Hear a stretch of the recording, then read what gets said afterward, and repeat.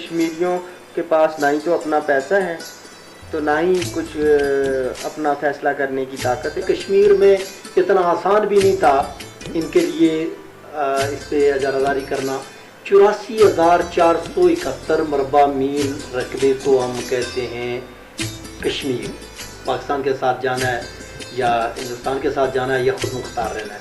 یہ زمین ان کی ہے, یہ جو ہے نا اس کے وارث ہیں. وہ اپنی فوج ہو یا وہ کسی ملک سے کوئی مقابلہ کرے یا کسی سے جو ہے نا اپنا حق تسلیم کروائے. جب دوسری ریاستوں کا فیصلہ ہوا تو یہ کشمیر کا معاملہ لٹک گیا. بسم اللہ الرحمن الرحیم. السلام علیکم ناظرین, میں ہوں آپ کا میزبان شاہد اختر امان. ناظرین, اس ٹائم میں موجود ہوں ضلع باغ آزاد کشمیر کے اندر, اور ہم جاننے کے لیے آئے ہیں کہ کشمیر کو آزاد کیوں نہیں کیا گیا, یا کشمیر کے لوگ کہاں پہ رہنے والے ہیں, یا کشمیر کس کے ساتھ جانا پسند کرے گا. یہ سارے سوالات لے کے آج ہم کشمیر میں آئے.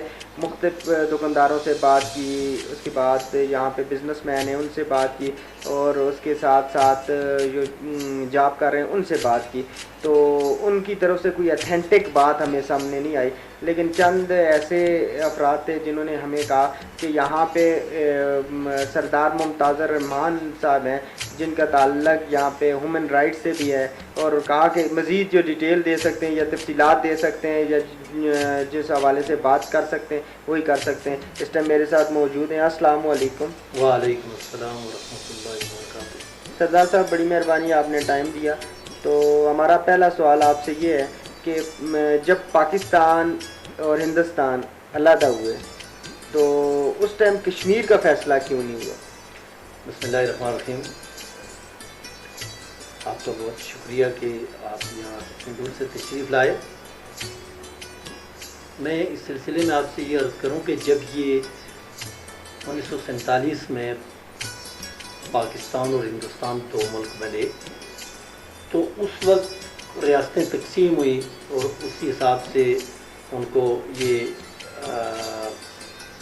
اجازت دی گئی کہ جو جس کے ساتھ شامل ہونا چاہتا ہے. اس میں ایک ریاست یہ کشمیر بھی تھی. تو یہ ریاست کشمیر کا تھوڑا معاملہ مختلف یہ تھا کہ یہ ایک وقت میں برٹش گورنمنٹ نے اس کو بیچ دیا تھا مہاراجا کے ہاتھ. اس وقت برٹش گورنمنٹ کو مالی خسارے کا سامنا تھا اس کا, اور دوسرا کشمیر میں اتنا آسان بھی نہیں تھا ان کے لیے اس پہ اجارہ داری کرنا. تو کوئی بہت سارے معاملات تھے ایسے حوالے سے انہوں نے جو ہے نا یہ کیا کہ اس کو ڈوگروں کے ہاتھ بیچ دیا. اب چونکہ ایک تو وہ ڈوگرا اس وقت مہاراجا جو تھا وہ با اختیار تھا, یعنی اس حوالے سے کہ وہ اس کے وہ مالک کاؤنٹ ہوتے تھے. وہ کے بعد میں اس پہ عدالت میں گئے اور بکلا, اور پھر جو ہے نا فیصلہ یہ ہوا تھا کہ لوگوں کو ملکیت مل گئی تھی زمینوں کی. اس میں ایسی بات نہیں رہی تھی کہ کوئی ان کی اجارہ داری مکمل ہوتی. پھر بھی یہ ہوا کہ یہ چونکہ سرے سے اللیگل کام تھا کہ ایک وہ برٹش گورنمنٹ ہی اللیگل تھی, انہوں نے قبضہ کیا تھا برے صغیر پہ آ کے. تو خود اللیگل ہو جو تو وہ دوسرے کی چیز کیسے بیچ سکتا ہے, یہ غیر قانونی کام تھا, اس نے یہی ہونا تھا. لیکن بدقسمتی سے کہ کچھ ایسے عنصر اس میں شامل ہو گئے کہ جب دوسری ریاستوں کا فیصلہ ہوا تو یہ کشمیر کا معاملہ لٹک گیا. آزاد کشمیر میں ہم رہتے ہیں تو ہمیں پتہ چلا کہ یہ پاکستان تو بن گیا لیکن یہ کشمیر کو جو ہے نا اس کو آزادی نہیں ملی. پاکستان کے ساتھ اس وقت یہی تھا کہ پاکستان کے ساتھ شامل کیا جائے گا یا ہندوستان کے ساتھ, یا یہ الگ ریاست رہے گی. تو یہ لوگوں کا یہی خیال تھا کہ اس کا کوئی ڈیسیژن ہوگا. لیکن جب یہ پتہ چلا کہ یہ ویسے ہی لٹکا ہوا ہے تو ہمارے یہاں آزاد کشمیر کے لوگوں نے بالخصوص اس باغ میں انہوں نے یہ کیا کہ اپنی فورس تیار کی, اور بالکل اپنی مدد آپ کے تحت ایک فورس تیار کر کے انہوں نے 10 لڑائی کی, جنگ کی, اور ڈوگروں کو یہاں سے مار بگایا اور اس علاقے کو اپنے قبضے میں لے لیا. اور بعد میں یہ ویلی تک پہنچ گئے, لیکن کچھ ناگزیر وجوہات کی بنا پر ان کو واپس وہاں سے آنا پڑا. اور یہ پھر کچھ علاقے بلکہ جو ہمارے لیے ہوئے تھے وہ بھی دیکھے تو ہمیں پھر یہ ہوا کہ انہوں نے یہ سیز فائر کر لیا. اور اس کی ایک وجہ یہ بھی تھی کہ یہ کیس اقوام متحدہ میں لے گیا ہندوستان.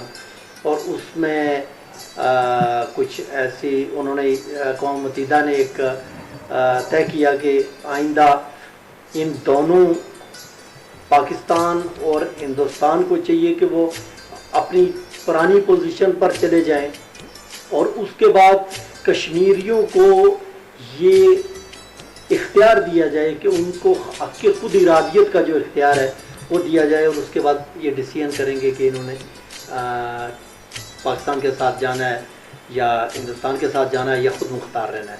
تو بدقسمتی سے آج تک وہ معاملہ لٹکا ہوا ہے۔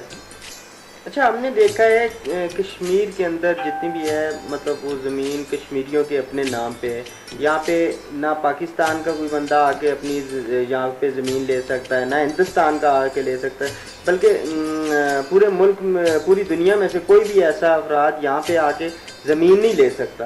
لیکن اس کے باوجود یہاں پہ کشمیریوں کے پاس نہ ہی تو اپنا پیسہ ہے تو نہ ہی کچھ اپنا فیصلہ کرنے کی طاقت ہے، اس کی کیا وجہ ہے؟ اچھا، اس میں اصل بات یہ ہے سر، میں آپ کو یہ بتاؤں کہ کشمیر جس کو ہم کشمیر کہتے ہیں نا، تو یہ ایکچولی ہے کیا، یہ 84,471 مربع میل رقبے کو ہم کہتے ہیں کشمیر، اور یہ 5,000 سال پرانی تاریخ رکھتا ہے۔ دنیا کا شاید وہ نادر کوئی ملک ہوگا ایسا کہ جس کی اتنی پرانی تاریخ ہو۔ یہ تو برے صغیر بعد کی بات ہے، اس کے بعد یہ جو ہندوستان بنا، پاکستان بنا، لیکن یہ 5,000 سالہ پرانی تاریخ رکھنے والا خود مختار ریاست رہی ہے۔